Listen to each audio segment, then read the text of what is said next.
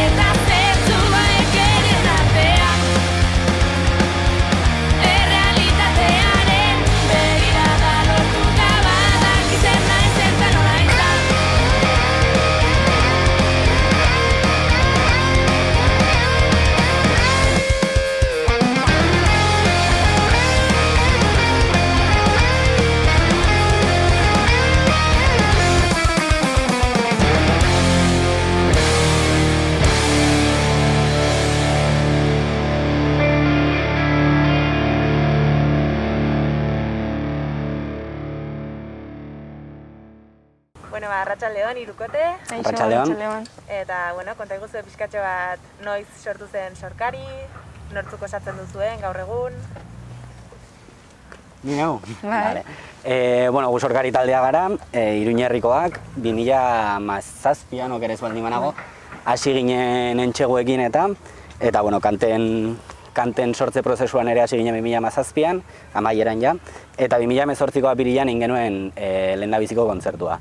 Ordutik, 15 kontzertu inguru eman izan ditugu, eta orduan hasi ginen baita diskaren sortze prozesuan, naiz eta luzea izan den prozesua, azkenean 2020ko maiatzean ikusi zuen argia, eta gutxi gehiago kontatzeko, ez? Bai. Nola sortu zen, nola elkartu ginen denak. Nolatan sortu zineten hori da? Bale. Geneukagu bajera bat, Mikel, hemen ez dagona, Lorenatanik, eta behin Mikeletanik izketan geneukagun talde bat harremanetan asko gustatzen zigula, Estrikaia, dela hor Zarautzaldeko talde bat, eta esaten genuen, daukate zuzen bat oso potentea, eta talde bat gustatuko litzaigukela egitea. Eta hor, pues, komentatu genuen Lorenari zeren zen bajerakoa eta Zapata zegoen hor denen lagun harremana, esateko. Eta ere, esan genion, eta animatzen bazen eta hortik aurrera Sorkari osatzen dugu, laurok. Eta lehenagotik musikariak zineten edo? Bai. Bai, bueno, Adrian eta biok ibili ginen gazte, nerabezaroan. Urte asko. Hori da, duela urte asko ja. Oraindik gazteagoak zinetenean, Hori da, bai. Orain dira. Bai, horregatik. Ba, hori, izan genuen nerabezaroko talde, kuadrilla ginen eta... Ikastolako jendearekin. Hori, ikastolako jendearekin sortu genuen Bonbatu izeneko musika taldea, bertsioak egiten genituen, eta urte batzuk egon ginen azkenean, ez? Asko, bai. Bai, demasiados batzuentzat. Eta hortik izan dugu harremana. Gero Mikel eta biok ere konpartitu genuen, ez proiektu bat, baizik eta proiektuaren sorrera izan zena, gero ez genuela aurrera eraman, batez ere Sorkari hasi zelako eta horretan murgildu ginelako. Eta zuk Lorena betidanik kantatu duzu? Bueno, txikitatik hasi dut musika, betidanik, baina Sorkari izan da nire talde lehendabiziko taldea. Beraz ez zineten denak berez ezagutzen, ez? Edo ezagutu bai, baina ez zenukaten besteko harremanik eta Sorkarik elkartu zaitue. Bai, hori da. Eta taldean lehen aipatu duzu pixkatola laburtu egin diguzu zein izan den bilakaera, baina talde bezala baita ere musikalki ze bilakaera ikusi duzu taldean? Hasieratik gaur egun arte urte hauetan zehar. Uste dut, Kurea eta Estrikaia asko entzun dugula, eta hor dago gure referentzia handiena. Eta gero uste dut, haiek dutela, rockeragoak direla edo metaleragoak. Eta nik uste dut, sartu dela agian soul estiloa pixka bat batzuetan diskan nabarmentzen dela. Ze beste referentzia batzuk izan ditut. Orduan, uste dut hori somatzen dela bai. Bai, Kuraia aipatzen duzuelarik, Kuraiarekin konparatu egiten zaituzte elkarrizketaren batetan, ez? Referentzia hori aipatu egiten da behintzat. Bai, inoiz komentatu. Interneten dago. Bai, komentatu izan digute inoiz, baina baita beste iturri asko izan ditugu eta duela gutxi egin ziguten uste dut ez dakit Argian edo zen medio, bai Argian izan zen, diskaren kronika eta bertan ez dakit zenbat mila talde aipatzen dituen, baina bai, guretzako gutxienez uste dut bai elkartu gintuena eta... Cosmic Psychos eta... Aipatu nahi bai batzuk? Nik gogoan ez ditut gehiagi, baina ingelesez abesten duten asko ere, komentatzen ditu, nik ezagutzen ez ditudanak, eta... Baina azkenean bai igual elkartu gaituena izan dela, Fersapok izan dituen proiektuak ez, batez ere Kuraia, gutxienez nire aldetik, eta Estrikaia igual makarragoa dela, baina, bueno. Bai, hortik, doa dena. Eta taldearen izena, kontatuko diguzu zein den izenaren historia, edo nola aukeratu zen dute, ze jatorria duen? Izena izan zen, ez genekien ze izena jarri, eta hartu genuen hiztegia. Eta hasi ginen ikusten hitzak, eta batean topatu ginen Sorkariekin, eta Sorkari gazteleraz kriatura edo ente edo ser edo zerbaiteko holako zerbait zen eta gustatu zitzaigun, ze gainera ez da ohiko hitz bat, ez dugu, eta ez dakit, hola geratu zen, ez? Bai, azkenean, Mikel izan zen proposatu zuena, ez? Uste dut. Mikel ibili zen hor bilatzen gauza pila. Eta bera komentatzen zuen hori, ez? Ente, kriatura eta horrelakotik bazuela zer esan, baina baita ere guk baita batzen dugu sortzaile izateari eta azkenean hori, ez? Ser edo ente horrelako zeo zer, baina sortzailea. Ikusi dugu zuen lehen diska horretan oso estetika definitua duzuela eta oso landua, nire ikuspuntutik behintzat. Eta zentzu horretan galdetuko dizuet nolakoa izan zen lehen diska horren sorkuntza prozesua, zen kontatzen digu zuen horren baitan. Sortze prozesua izan da oso desberdin. Izan zen, zeren aipatzen zigun izigaz ez, toten aretoan jotzeko kontzertu bat, hori atera zen eta esan zigun nahi bat zute jo, atera behar duzute CD bat. Eta hor sartu ginen ja lokalean egite abestia. Guztut, bai, hori izan zela pizgarrietako bat, baina... Bai, hori izan ze... Baina guk guztut, abesti gehiena gutxienez sortuak genituela ordurako, bai izan zen esan zigun, ba, gira, hilabete batean baldin baduzue edo mendik ezakitzen bat denborara baldin baduzue, aukera izango zue jotzeko ez, baina gure talde referentea zen horietako batekin. Baina, bueno, sortze prozesua bere osotasunean izan da pixkat kaotikoa, egia esan, hasi ginen modu batean, hasi ginen igual, 2 asteetan sortu genituen lehenengo 3-5 abestiak, eta gero ja, prozesuan erritmo asko jeitsi genuen, eta diogu luzea izan dela, ze alde batetik egon da sortze prozesua, kantak sortu, konposatu lokalean edo etxean eta gero lokalera eraman, gehi letrak sortu, letrak retokatu eta hori guztia egin, eta hori izan da zati bat, baina gero zati handiena igual izan da estudioan egin dugun lana, eta hori Julenen laguntzarekin eta Kriston lana egin duela aitortu beharra dago, ze urte bateko prozesua izan da grabazioa, eta bertan berak bai produkzio lanetan eta grabazio lanetan Kriston laguntza izan da guretzat, ez? Abestiak nola sortzen dituzue, denen artean, batzuek letrak, beste batzuek nola egiten duzue?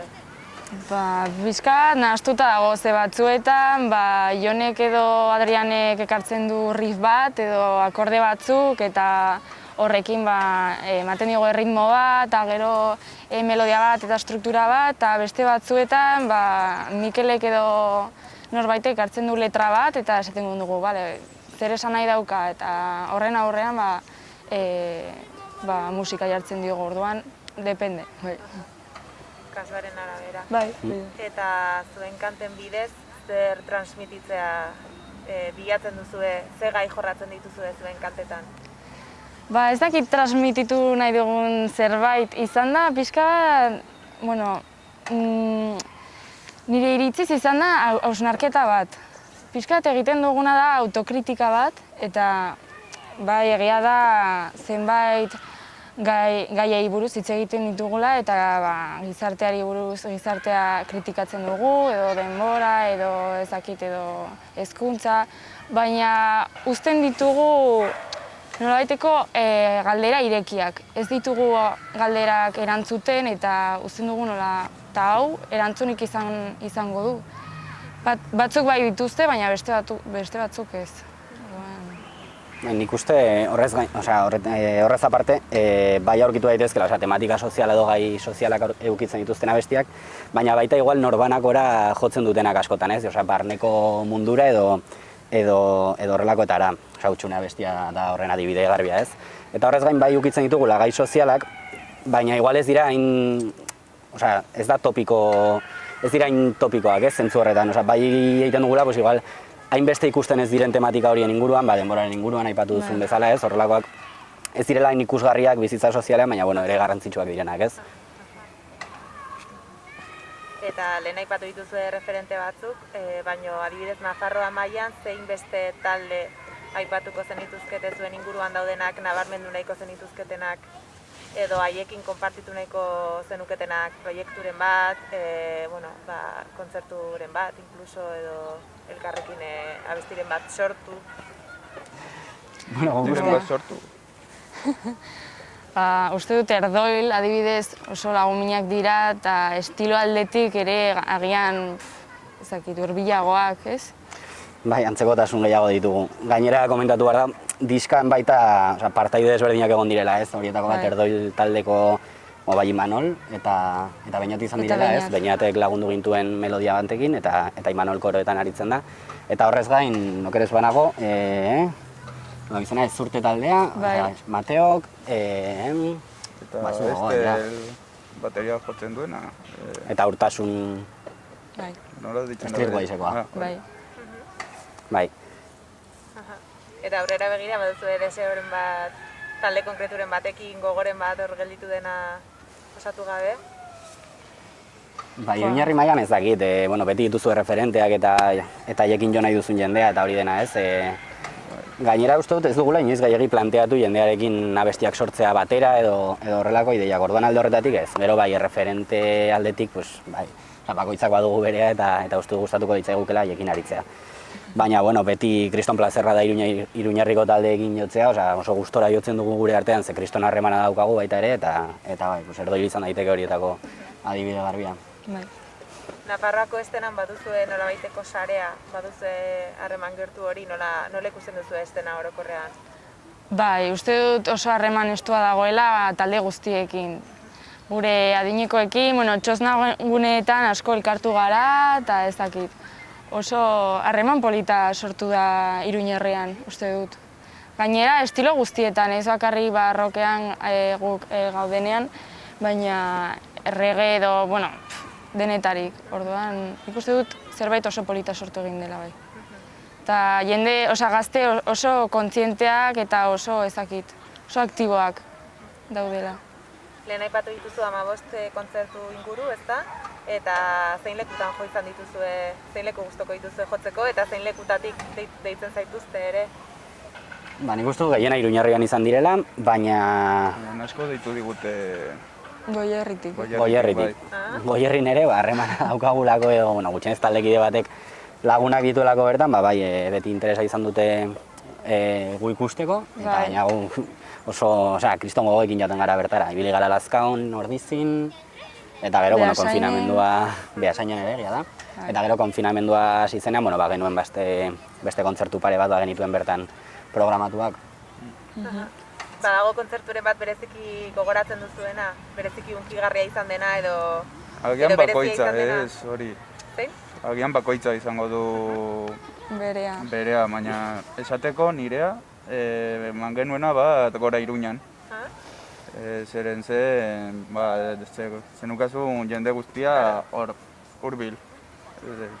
Ez eszenatoki handietan, ez da. Askotan izutasun horretan ematen da girorik gutxuena, ez? Bai. Jende pila egun horretan.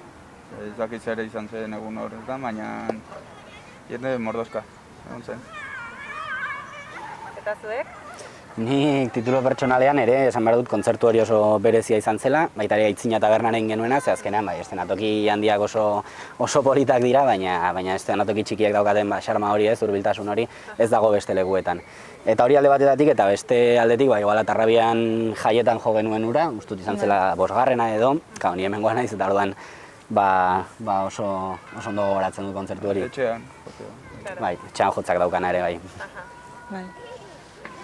Uste dut kontzertu hoberenak direla eszenatoki txikiak. Jendea hurbila dagoenean oso bereziak dira bai. Eta zuk aipatutako egoera honek ere, COVID-aren egoerak, nola eragin izan duzue hasieratik ona, hasierako konfinamendu hori, gero gaur egun eman den egoera hau, nola bizitzen ari zarete talde gisa? Diska atera behar izan dugu konfinamendu hor hasi zenean, orduan ezin izan dugu ez diska presentatu, ez ere egin. Orduan, min asko sorrazi digu, bai. Dana lotua genuen, hasteko, martxotik hasita ekainera bitarte genuen dena lotuta, eta, gertatu dena ez, talde guztion... Talde guzti, harrapatu digu hori. Hori da, batez ere ez igual gure mailako eszenan, edo inkluso pixka gorago ibiltzen diren taldeak oso kaltetuak izan dira, eta gure kasua, hori da, aukera izan dugu, gero aurkezpen kontzertu bat lortu genuen egitea, hori zen ideia gutxienez, azkenean ez genuen aukerarik izan, eta hori, orduan gure ondorio nagusiena da, oraindik diska aurkeztu gabe daukagula, gutxienez jende aurrean. Eta aprobetxatu duzue bestetik sortzeko, elkarrekin egoteko, edo indartu duzue taldea, edo zentzu horretan zen abaritu duzue. Leku, talde askotan eta arlo askotan gertatu izan da, egoera honek bai indartu edo bai desegin izan dituela taldeak askotan, ez? Eta zuen kasuan nola sentitzen duzue gaur egungo egoera? Nahiko geldirik egon gara, baina izan behar genuen kontzertu bat, eta azkenean kanzelatu egin zen. Ez da zuen arazo egin behar. Bai, eta kontzertu, entxaiatzeak eta hori asko elkartu digu uste dut. Eta berriz gogo horiek sorazi ziguten, baina orain pixka geldiri bai. Daukagu ideiak, proiektuak, ez dakigu akustikoak egin edo zer egin, baina orain pixka geldirik bai. Barnera begira. Bai. Eta etorkizunera begira, ze gustatuko litzaizueke egoera haue gainditzen dugunean, ze proiektu dituzue, ze desioa? Ba, nik uste du kontzertuak ematea, orain bai. Ze eskeia egin genuen konposizio prozesu oso luzea eta nahi genuena ja zen oholtzetara igotzea. Eta justo orain hori gelditzea oso pena izugarria ematen digu. Osak, egurra emateko desiatzen zaudete. Bai, uste dut hori dela elkartzen gaituena, batez ere.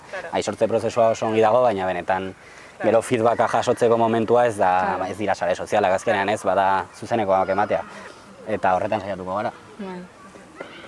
Badago momenturen bat gurekin konpartitu nahi duzuena, anekdotaren bat, edo erreskatatu nahi duzuen zerbait, taldearen ingurukoa. Ba, ez dakit oso anekdota zaleak garen, ez gara zaleak, baina ez ditugulako gehiegi, nik uste, baina... Ja, eske pixkat berriak gara mundu honetan, orduan oso kontzertu gutxi izan ditugu, da ez dakit. Askotan anekdotak baino gehiago izaten dira egunerokoan gertatzen diren dinamika horiek, ez? Eta harremanak sortzen diren harreman bereziak. Bai, kontzertu batean izan genuen kontzertu bat Lazkaon, ez? Eta jotzen genuen Sorkari eta jarraian jotzen genuen Eskabidean. Eta abestu nuen bi kontzertuak jarraian, eta batek publikoko pertsona etortzen zen, eta gustatu zait pila bat, eta ni ze kontzertu. Ze, izan zara pertsona berdina! Da ni, bai, pertsona berdina. Baina bezlari berdina izan zara, bai. Karo, arropa aldatu nuen, eta batzuk ez ekiten ni pertsona berdina da nintzela, bai. Karo, estiloa ere desberdina da. Oso desberdina, bai. Zer moduz dara mazue talde ezberdinak konpaginatzearena, zuen bien kasuan? Nahi nako ongi. Bakarrik esaten diet beraiei, aiz koinziditzea kontzertu batean biak. Oso polita da, ze oso esperientzia desberdinak dira. Baina, ostras, lan asko, lan asko dago, eta batzuetan sufritzen da, hainbeste entzaiatzea, hainbeste kontzertu, hainbeste abestea ere, batzuetan ez tarrirako pixka bat gaizki, baina oso aberasgarria, bai. Bueno, eta bukatzeko, aipatuko dizuet, gure ikuslei mezuren bat bidali nahi izatekotan, oraintxe dela momentua, ez dakit aipatu nahiko zenuketen zerbait hortxe gelditu den. Gure CD daudela plataforma guztietan, entzungai. Ez dakit, nik hori, esaten diet. Fisikoki ere salgai dagoela. Zelekutan erosi ditzazkegu? Orain uste gure etxean bakarrik eros daitekela, tabernetan zeuden, eta oraintxe bertan ez dakit beste lekurik dagoen. Korreoz bidali eta etxeetara bidaliko ditugu. Bale, aukera dago. Bai. Eta igual mezu bezala ez, azkenean bai egoera honek kulturaren kontra kristona egin duela ez, kriston sarraskia egin duela. Baina, kulturaren egoera zaila izan dela beti, eta azkenean hau bueltatzen denean normaltasun, ez dakit nola esan ez, normaltasun batetara, eta gutxienez kontzertuak emateko aukera dagoenean, gutxienez gonbidatu nahi dugu jendea, bai kulturaren alde apostu egiteko, kontzertu desberdinetara joateko, begiak irekitzeko eta belarriak irekitzeko, eta musika desberdina entzun eta disfrutatzea batez ere. Ziur nago hori gertatuko dela, jende guztia irrikitan dagoelako kontzertuetara eta jarduera kulturaletara joateko. Beraz, bai. Bueno, mila esker, gurekin hemen Atarrabian elkartzeagatik eta hoberena opa dizuegu. Mila esker. Arte. Mila esker.